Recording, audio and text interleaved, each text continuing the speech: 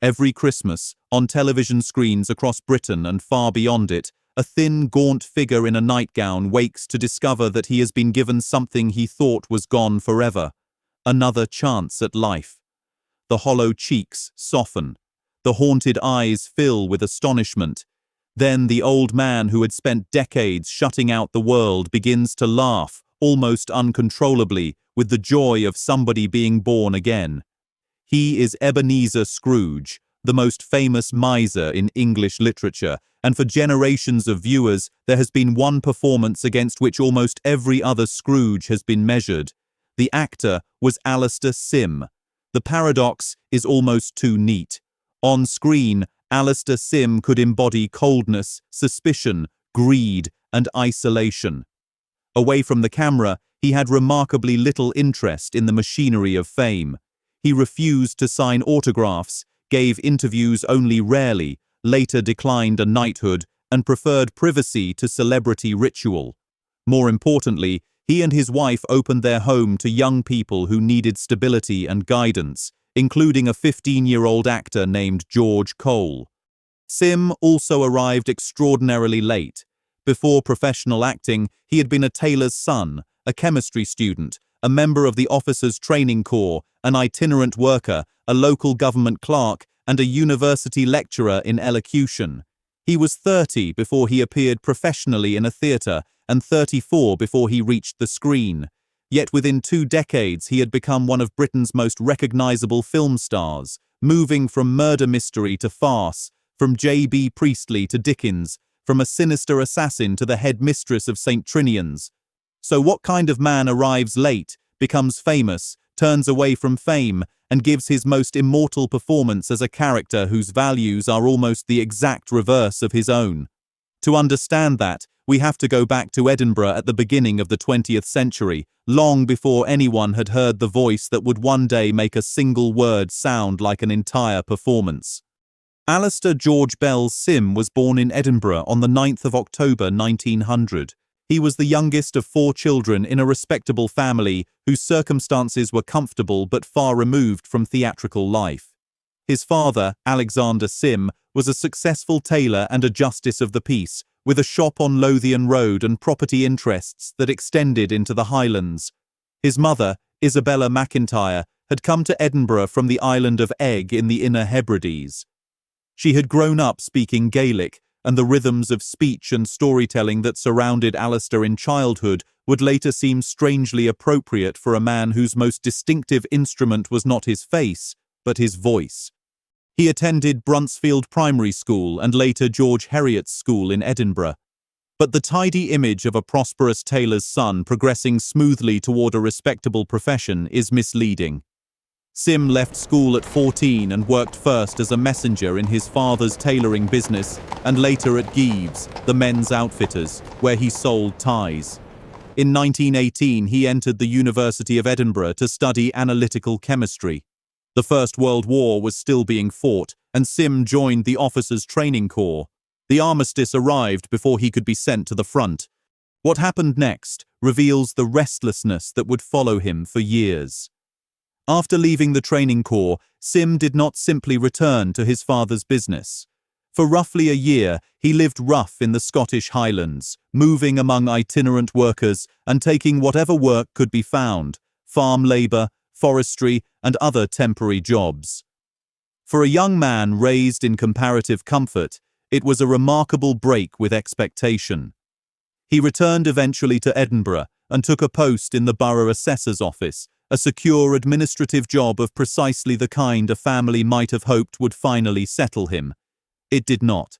By his early 20s, Alastair Sim had sampled chemistry, military training, tailoring, manual labour and municipal clerical work without finding the thing that seemed to belong to him. Yet, in his spare time, he was being drawn increasingly toward poetry and public speaking. He entered verse-speaking competitions and discovered that something about the careful shaping of language came naturally. He could take a line of poetry, slow it down, stretch a vowel, place a consonant exactly where he wanted it, and make listeners hear the sentence differently. That ability would eventually produce one of the most recognizable voices in British acting. But first, It gave the wandering tailor's son something he had lacked for years: a profession. In his early 20s, Alastair Sim began formal training in speech and education at Moray House in Edinburgh. He had already won a gold medal for verse speaking at the Edinburgh Music Festival, and the achievement helped turn a private fascination into paid work. From 1922 to 1924, he taught elocution at a further education college in Dalry. Then, in 1925, came an appointment that would have been improbable only a few years earlier. Sim, who had not completed a university degree, became Fulton Lecturer in Elocution at New College, part of the University of Edinburgh. He was 24 when the appointment began and remained in the post until 1930. Among his students were trainee ministers, men preparing to fill churches with sermons and discovering that conviction alone was not enough if the congregation could not hear or understand them. Sim taught breath, projection, rhythm, emphasis, and clarity. The work gave him an almost forensic understanding of speech. Years later, when audiences laughed at the way he pronounced a single word, the technique behind that apparent spontaneity had already been refined in lecture rooms. He also took private pupils and established his own school of drama and speech training in Edinburgh. It was there that another part of his character emerged, an instinct for teaching younger people that would never leave him. Sim did not merely enjoy performing, he enjoyed watching somebody else discover that they could perform. One relationship that began during these years became central to his entire private life. In 1926, Sim met Naomi Plaskett when they appeared in an amateur production of W.B. Yeats's The Land of Heart's Desire. Naomi was 12 at the time. Over the following years, she became a pupil at his drama school and later worked as his secretary, while also pursuing her own theatrical training. They married in August 1932, shortly after Naomi turned 18. The marriage lasted until Sim's death 44 years later, and Naomi became far more than the wife of a famous actor. She listened to his lines, challenged his choices, advised him on performances, and became the private critic he trusted most. Before that marriage, however, another person had already changed the direction of his professional life. The playwright John Drinkwater saw Sim at work and urged him to abandon his original ambition of becoming a director first. If he wanted a life in professional theatre, Drinkwater advised, he should begin as an actor.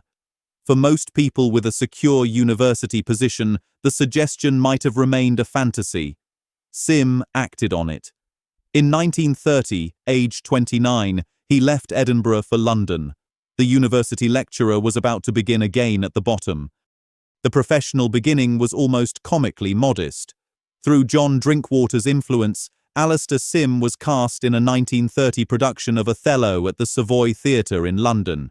He played the messenger and understudied 3 of the principal male roles. The production included Paul Robeson, Peggy Ashcroft, and Ralph Richardson.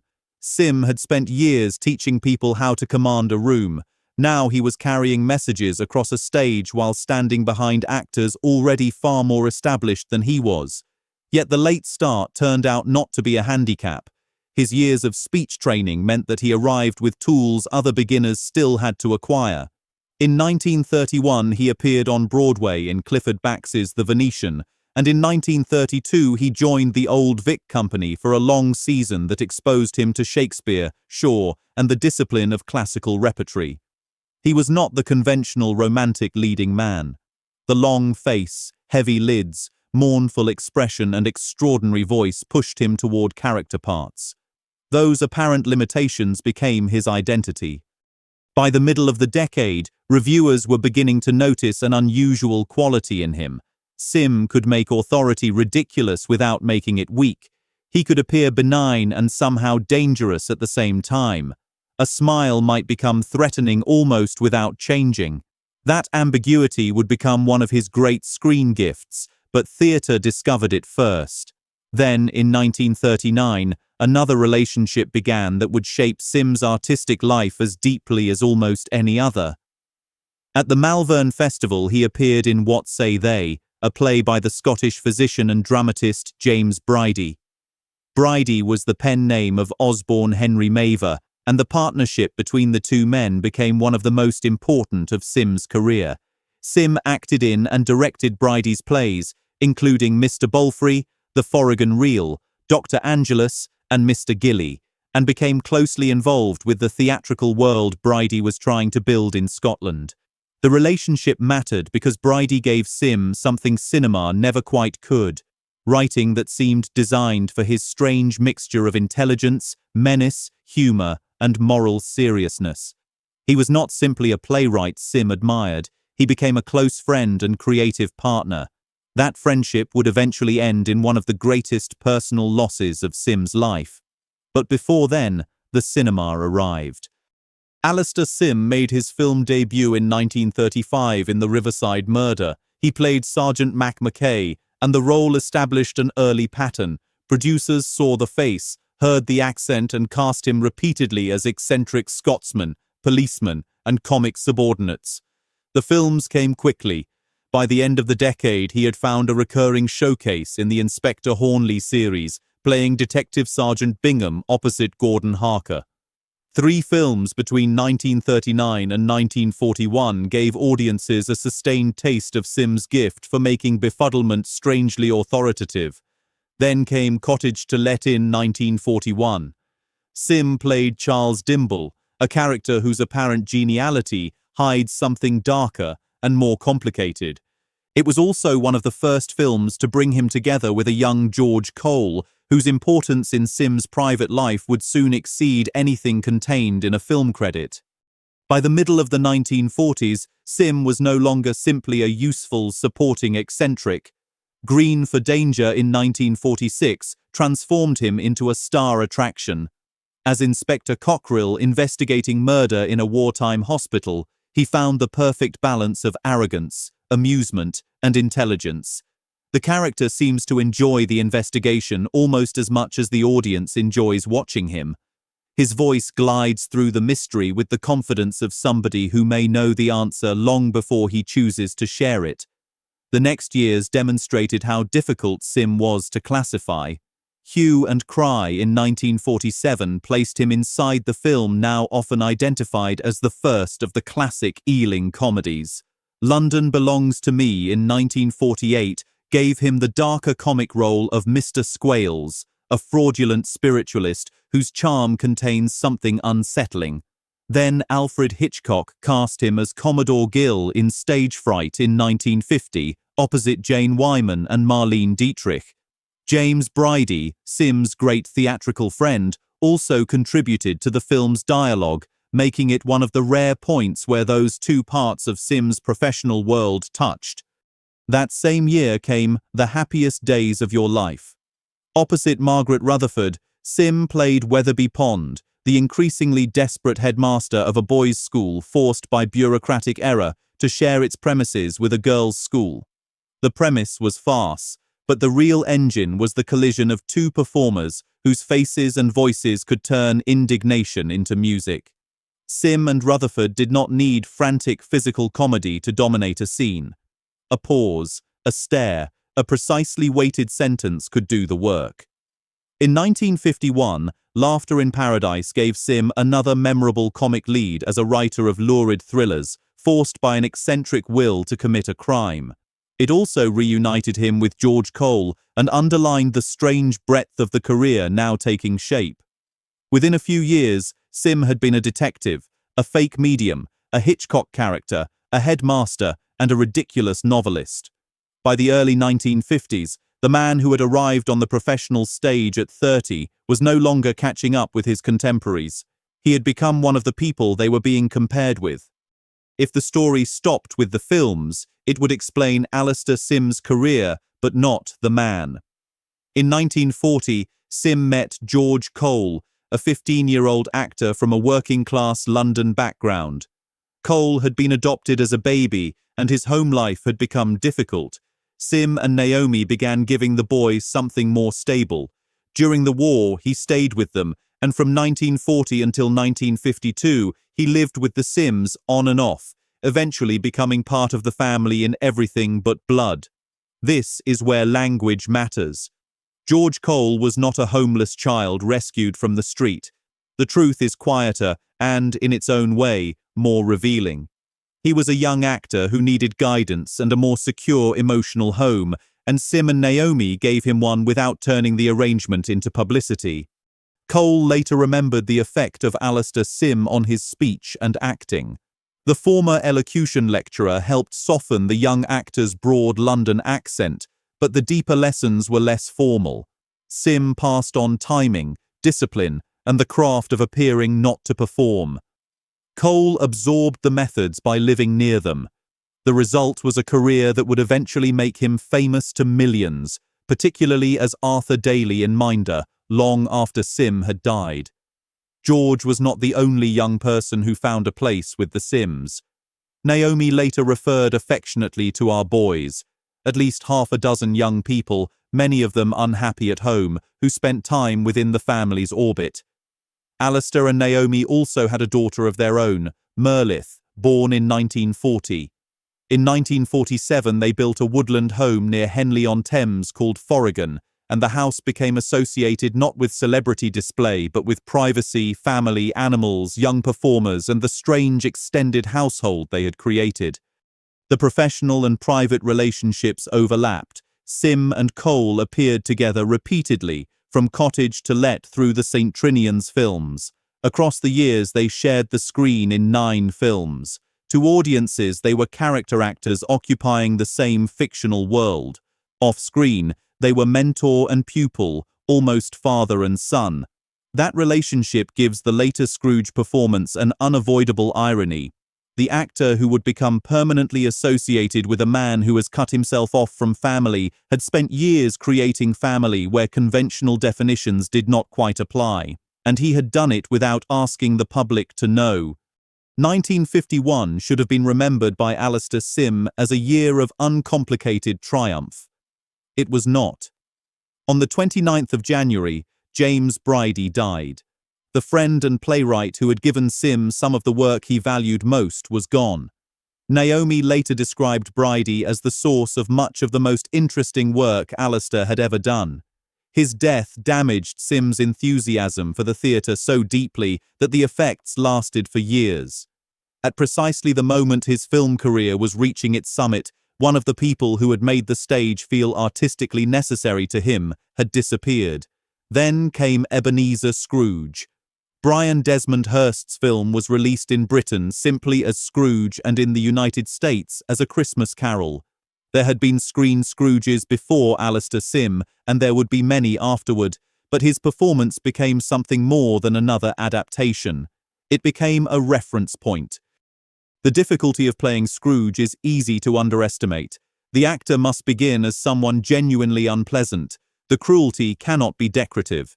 If Scrooge is merely grumpy, then the ghosts have too little work to do, and the redemption means nothing. But if he becomes purely monstrous, the audience stops believing that a decent human being remains somewhere underneath. The performer has to preserve the possibility of change without making the change feel inevitable. Sim solved that problem by making Scrooge frighteningly human. His miser is cold, dismissive, and capable of real cruelty, but he is also lonely, frightened, and emotionally stunted rather than simply evil. At moments, the face seems to remember feelings the character has spent years trying to bury. The audience is allowed to dislike him without being allowed to give up on him. That is why the final transformation works. On Christmas morning, when Scrooge realizes that the spirits have done their work in a single night and that he still has time to change, Sim releases everything he has held back. The voice cracks. The body seems almost too light for itself. The old man's laughter becomes half hysteria and half tears. He is unable to dress himself properly because happiness has made ordinary coordination impossible. The scene could have become sentimental or ridiculous. Instead, it feels earned. For many viewers, it remains the moment that separates Sim's performance from almost everyone who followed him. The British Film Institute has described him as the cinema's definitive Scrooge, and the judgment has survived generation after generation of new adaptations. On Cinema Peak, when viewers were asked to choose the greatest screen Scrooge, more than 3/4 selected Alastair Sim. That is not scientific proof of artistic supremacy, but it reveals something powerful about cultural memory. 75 years after the film was made, an audience still knew exactly whose face belonged to the name. That triumph carried a private shadow. In the same year that Sim gave Scrooge his unforgettable second chance, he was mourning James Bridie, the friend and playwright whose death had taken something irreplaceable from his own theatrical life. 1951 became the year of his greatest screen triumph and one of his deepest artistic losses. A performance as famous as Scrooge can make everything else look secondary. Sim did not let that happen. In 1952, he starred in Folly to be Wise, adapted from James Bridie's play It Depends What You Mean, as the well-meaning army chaplain Captain William Parris. The film also corrects a common mistake about his honours. Sim did not win the British Academy's Best British Actor award. He was nominated for Folly to be Wise at the 1953 awards, losing to Ralph Richardson for The Sound Barrier. It remains his principal BAFTA acting recognition. In 1954, he demonstrated how far his range extended beyond eccentric comedy. In An Inspector Calls, based on J.B. Priestley's play, Sim played Inspector Poole, the mysterious visitor who forces a wealthy family to confront its part in a young woman's destruction. The comic ease disappears. Sim is controlled, grave and morally unsettling, turning the same voice that could provoke laughter into an instrument of interrogation. For generations of British viewers, it remains one of his defining serious performances. That same year came the role that would stand beside Scrooge as the other great popular image of his career, the Belles of St Trinians. The film drew on Ronald Searle's anarchic cartoons of a girls' school where the pupils are more dangerous than the adults. Sim had been approached to play the disreputable bookmaker Clarence Fritton, while Margaret Rutherford was intended as his sister, headmistress Millicent Fritton. When Rutherford became unavailable, Sim suggested playing both roles himself. What could have been a cheap stunt became one of his most beloved creations. His Miss Fritton is calm, dignified and almost maternally indulgent toward the chaos around her. Clarence remains unmistakably her shady brother. Sim never needs to wink at the camera to sell the transformation.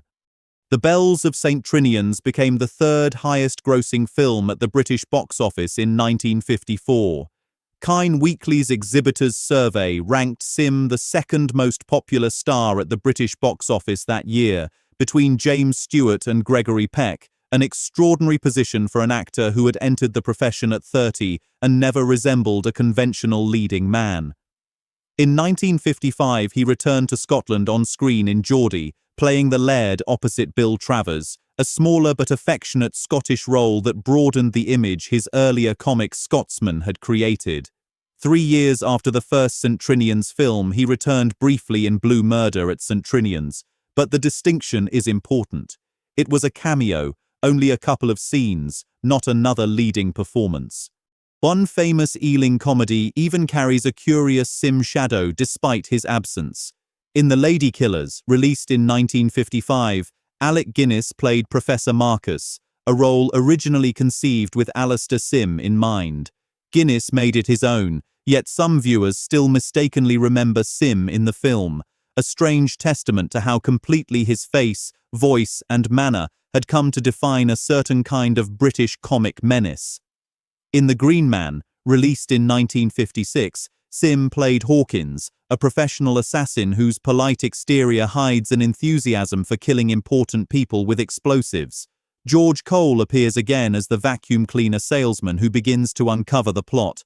Few roles better demonstrate Sim's gift for making menace enjoyable. The audience knows a murderer is on screen and still delights in his company. Then, in 1960, came School for Scoundrels. Drawing on Stephen Potter's famous gamesmanship and one-upmanship ideas, the film turned lifemanship, the art of gaining advantage without quite cheating, into a comic system. Sim played Dr. Potter, the founder of the school that teaches it. Ian Carmichael and Terry Thomas carry much of the plot, but Sim's presence gives the entire philosophy its sly authority. The role has remained one of the most frequently remembered of his later comedies. The following year brought a quieter return to James Bridie's work. In The Anatomist, Sim played the 19th-century Edinburgh doctor Robert Knox in a drama about Burke and Hare, again alongside George Cole. A decade after Bridie's death, the film connected Sim's mature screen career back to the theatrical friendship he had lost. By then, the idea that Sim was merely the actor who played Scrooge was impossible to sustain. He had Inspector Poole, Miss Fritten, Hawkins, Dr. Potter, Inspector Cockrell, Weatherby Pond, and a gallery of other creations behind him. The extraordinary thing was not that he had one immortal role. It was how many different kinds of immortality he had managed to fit around it. Success did not make Alastair Sim enthusiastic about celebrity. He refused to sign autographs. He believed the public had every right to judge the work, but very little claim upon the private individual who had performed it. He did not literally refuse every interview of his life. That would be an exaggeration. What is true is that he gave them extremely rarely, and his reluctance became part of his reputation. In a rare 1972 interview with Focus on Film, he expressed the principle clearly: a performer should stand or fall on the quality of the performance, not on publicity designed to make a bad one look better. His attitude toward honors was equally selective. In 1948, the students of the University of Edinburgh elected Sim as their rector. His opponent was Harold Macmillan, then a rising conservative politician and later Prime Minister. Sim won decisively, 2,078 votes to 802. It was a remarkable return. The young man who had once left the university without a degree had come back as the students' elected representative. At the end of his term in 1951, the university awarded him an honorary Doctor of Laws degree. In 1953, he accepted a CBE. Yet when a knighthood was offered in the early 1970s, he refused it. The refusal was not hostility toward his profession or toward honors themselves. He had accepted the CBE. What he resisted was the social distance he feared a title might create. He did not want people to approach him as Sir Alastair and change the way they behaved around him. One incident from the late 1950s shows just how seriously he took control of his public identity. H.J. Hines was running television advertisements for baked beans, using a cartoon character whose voice was supplied by actor Ron Moody. Viewers repeatedly assumed the voice was Alastair Sim's. Some even believed he had personally endorsed the product. Sim, who had no desire to become an advertising personality, took Hines and its advertising agency to court. His legal attempt to stop the broadcasts ultimately failed, but the case is almost absurdly perfect for him. One of Britain's most famous voices fighting a company because the public might think that voice had been commercially sold. This was not a man retreating from a world that had rejected him. Fame had embraced him. Sim chose how much of himself it could possess. That explains the contrast between his public reserve and private generosity. He could refuse an autograph yet spend years guiding a young actor, reject a knighthood yet accept election as rector, and distrust celebrity while caring deeply about his craft. He was never cold or anti-public. His privacy was not a rejection of people, but a boundary between the actor and the man. He simply refused to perform when there was no stage. The 1960s did not produce the same concentration of major film roles as the decade before, but it would be wrong to describe Alastair Sim as simply fading from view. He was moving toward the forms of work that suited him best. The stage reclaimed him. He played Prospero in The Tempest, Shylock in The Merchant of Venice, and returned repeatedly to one of his favorite theatrical villains, Captain Hook in J.M. Barrie's Peter Pan. Between 1941 and 1968, Sim played Hook in at least 6 stage productions. It was almost ideal casting. Hook allowed him to be pompous, dangerous, ridiculous, and theatrical at the same time. And unlike so many of his film characters, the role gave him a live audience whose response changed every night. Television also found increasingly useful ways to employ him. From 1967 to 1971, Sim played Mr. Justice Swallow in A.P. Herbert's Misleading Cases. The BBC produced 19 episodes across 3 series, with Roy Dotrice as Albert Haddock, the citizen who repeatedly finds himself in court while testing the absurdities of British law. Sim's judge is exactly the kind of authority figure he had spent his career refining. Formally respectable, intellectually amused, and never quite as predictable as The Office suggests. In 1968, he took another notable television role in the BBC's 3-part adaptation of Cold Comfort Farm, playing Amos Starkadder, the grimly religious patriarch of Stella Gibbons's comic rural world. It was a very different form from the elegant legal absurdity of Misleading Cases, but it used the same resource that had carried Sim from the beginning. A voice capable of turning elaborate language into character. Then came the stage performance many admirers considered among his finest. At the Chichester Festival in 1969, opposite Patricia Routledge, Sim played Mr. Poskett in Arthur Wing Pinero's farce The Magistrate. He was approaching 70. The actor, who had been told, by implication, that beginning at 30 was late, was still creating major stage performances 4 decades afterward. And then Scrooge returned. In 1971, animator Richard Williams made a dark, highly detailed short version of A Christmas Carol influenced by the original Victorian illustrations of John Leech. For the voice of Ebenezer Scrooge, Williams did not seek a fashionable new star. He brought back Alastair Sim. Michael Hordern returned as Marley, linking the animated film directly to the 1951 classic. The short was first shown on television, then received a theatrical release. At the Academy Awards ceremony in 1973, Richard Williams's A Christmas Carol won the Oscar for Best Animated Short Subject.